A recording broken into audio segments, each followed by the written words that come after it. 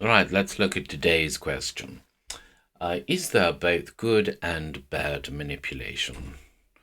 This is an interesting question because I get regularly accused of teaching manipulation simply all the time, simply because my specialist area is influence and persuasion in luxury consumers. And I think that's primarily because people fundamentally misunderstand what manipulation actually is.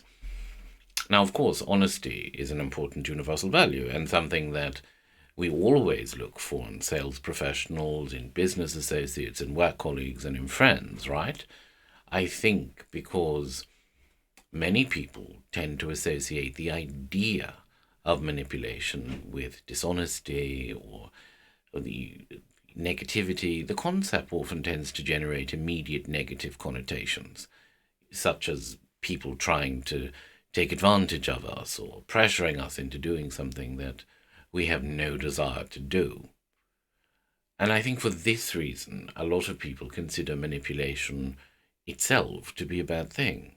Now, strictly speaking, though, manipulation simply means the ability to handle a situation or a person in a skillful or clever manner, which isn't in itself necessarily inherently negative, is it?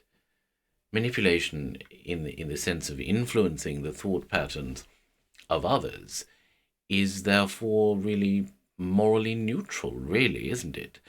You can use this skill or this knowledge of persuasion for either good or bad purposes.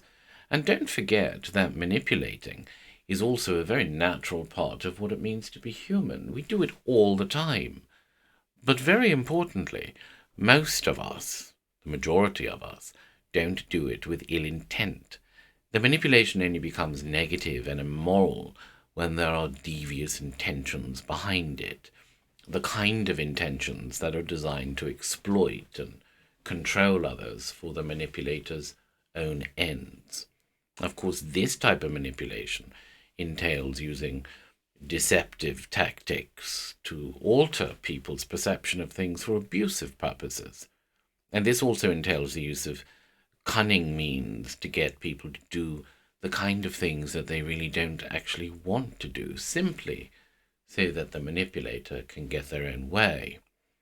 But don't forget, manipulation can also be a positive action when it entails not only motivating or encouraging people to do the things they already desire to do, but also to do the kind of things which are actually mutually beneficial for both the party doing the convincing and influencing, as well as the party being convinced and influenced. And in this way, manipulation can also be used to promote positive changes.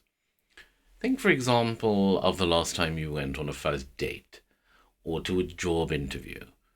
You changed your behavior, didn't you, to show your most desirable traits and attributes? And I hate to break it to you, but that's manipulation. Is it negative and harmful? No, you're simply trying to influence the other person's perception of you in the most positive way. So, in other words, yes, there are such things as good and bad manipulation.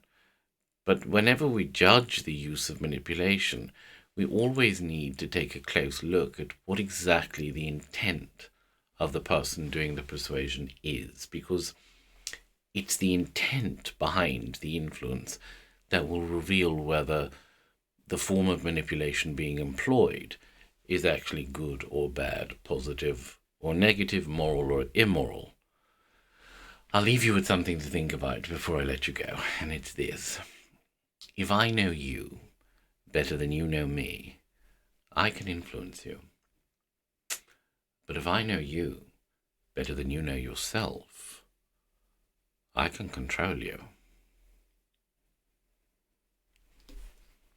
How's that for evil Bond villain?